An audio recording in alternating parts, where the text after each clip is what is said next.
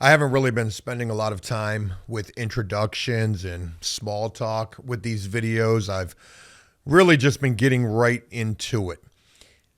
However, today, allow me to share just a little bit because I feel quite silly. The story that I'm getting ready to share with you is a story that I'm getting ready to share with you for the second time, though you've never heard it. And what I mean by that is I literally just filmed this entire video, and my God, I thought it was pretty good the way that it came out. And then I go to hit stop record, and turns out I never hit start record in the first place. And there ain't a damn thing that I can do about that. This is not the first time something like that's happened. And usually when it does, it deflates the mess out of me. And I just put that story or video idea on the back burner because I know trying to film it back to back would never have the same energy as that first attempt. However, in this particular case, I ain't got no choice but to go back to back because this is a story coming out of my local area that I want to share with you guys that is as crazy as it gets. I like to believe that every story I've been sharing with you guys is exactly that. And well, this one's definitely going to live up to that saying as well. I've never heard of anything like this taking place before. This story involves drugs, money, murder. And usually when you have a combination of all three of those things, when it comes to the money is never seen again. It's confiscated, it becomes state's evidence, and then God only knows where it goes from there. In this particular case, well, this is an anomaly, to say the least. Folks, let me share with you guys a headline that reads, "Courts distribute $250,000 to Norfolk man and then sentence him to 5 years in prison." Lord, $250,000, $250,000 for 5 years in prison? That almost sounds like not bad of a deal until you break that thing down and realize that 250 divided by 5 really only comes out to about $50,000 a year. But you know what? Some people don't even make that out here as a salary. So really, that's not too bad, I don't think. Folks, this story is absolutely horrible. And again, it comes to us out of my local area. It's been a roller coaster of a ride for Marvin Bazemore Jr. And while a court has given him more than $250,000 that was found in his mother's car after she was killed, he was also given 5 years in prison after being found guilty of drug-related charges. Mother was killed. $250,000 was in the mother's car. You know, one can only guess that, the mother was killed. And it wasn't just the mother. The story's going to share with us that it was this guy's sister as well. Was this retaliatory towards this guy?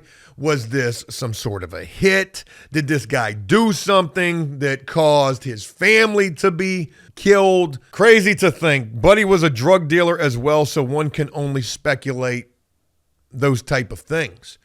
In March of 2021, his mother, Alicia Hereford, and his sister, Morgan Bazemore, were killed in a double murder on Gulf Street in Norfolk.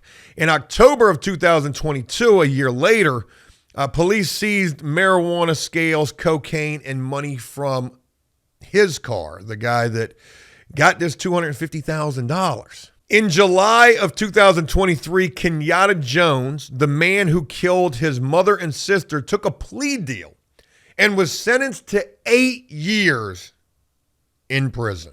Man, you killed 2 people and you got 8 years. Who did you tell on? Obviously, this guy who got the 5-piece and the $250,000, it would seem. He was convicted of 2 counts of manslaughter after a key witness refused to cooperate with prosecution. This story sounds like some old thug life for life mafia type of shit. In the first video that I attempted to film that was not to be, I talked about how corrupt and how crazy things are in my local area involving the judicial system. I live in the city of Portsmouth. This story took place in the city of Norfolk. Those are cities that are right next to each other. In my particular city, they have a hard time prosecuting murder charges. A lot of times those things are acquitted, and maybe it's because they got the wrong guy or they don't have enough evidence to convict the person that they have on trial. Maybe witnesses don't want to come forward. Maybe they're jumping the gun, arresting these people without enough evidence to convict. Over in this particular city, I don't hear as much, But this story right here is just insane. And when you hear about this money, it's only going to further signify all of that. In 2024, an attorney for the estate of Bazemore Jr.'s mother took the city and the police department to court. When investigators searched the mother's car after the shooting, they found more than $250,000 in cash, which they seized as evidence. Imagine if this dude that killed the mother and sister, if this was a robbery gone wrong. Imagine if he went into this situation looking for something, looking for drugs, looking for money. Can you imagine this guy sitting in prison reading this news story that I'm sharing with you, hearing about the fact that there was $250,000, $250,000 in the trunk of the car that he was so close to getting, but yet that far away? Got to feel pretty freaking silly if you ask me. Throughout the course of the investigation and near trial of Jones, police were never able to find an explanation where the money came from and what the mother intended to do with it. Okay, hearing that much, you'd be like, okay. But wait, there's more. When I heard about the $250,000 in the trunk of the victim's car and the nearly $15,000 in counterfeit bills on the floorboard that set off all kinds of alarm bells for me, the Norfolk District Attorney, or Commonwealth as it's referred to, said, indeed, court documents suggest that police thought the money was suspicious. In fact, an accounting of the mother's income suggested that she was deeply in debt. In a filing responding to the mother's estate's claim for the money in court, attorneys for the city noted that she had declared bankruptcy twice. A police affidavit in June of 2024 revealed that a confidential informant told investigators the family owed the money to Jones. Jones was the guy that took the lives of the mother and sister.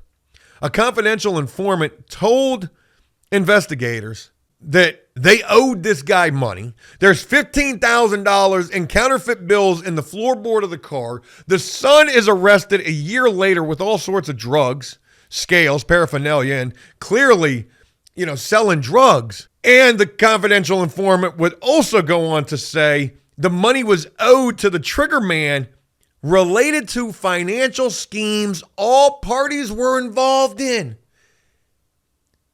And yet, this guy that gets sentenced to 5 years in prison, the son of the victim, the brother of the other victim, gets awarded the money. It's like, hey, man, 5 years in prison, but I just got $250,000. And you know what? My mom and my sister got killed probably, in all likelihood, because of something that, I brought to the table. I involved them in. How does karma work again? Because this is crazy to me. Your mom and your sister get killed because of something that more than likely you involved them in. And yet you get this amazing blessing of $250,000 because the state can't figure out a way to tie this to any crime.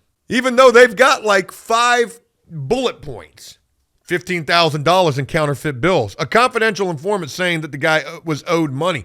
A confidential informant also saying that money was owed because of financial schemes that all parties were involved in.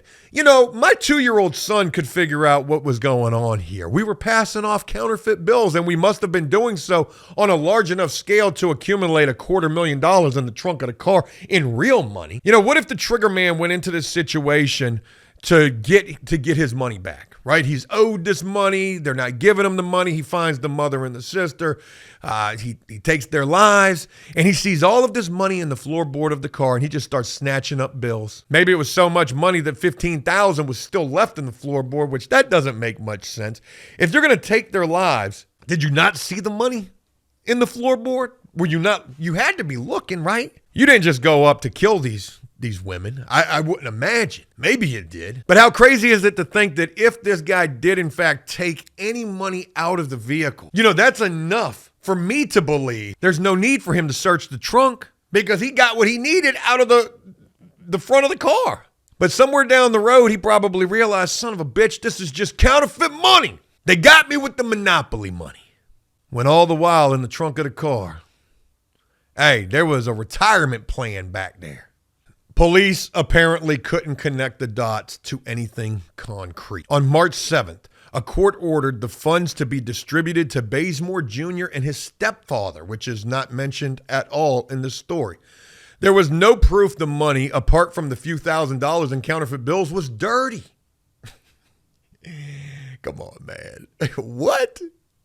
There was no proof? I'd like to believe that there was plenty of proof. We would have to determine first, was there a crime that led to the money being there? Well, Jesus, you've got the counterfeit bills right there. What does 2 + 2 equal?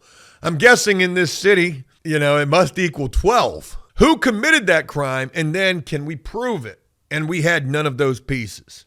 2 weeks later, Bazemore Jr. was sentenced to 5 years in prison by a Norfolk Circuit Court judge after being found guilty of possession of Schedule 1-2 drugs with intent to distribute them, as well as possessing those drugs while in possession of a firearm in 2022. He was also made to pay a $50,000 fine, which an official source familiar with the case noted that was the largest for drug distribution for some time.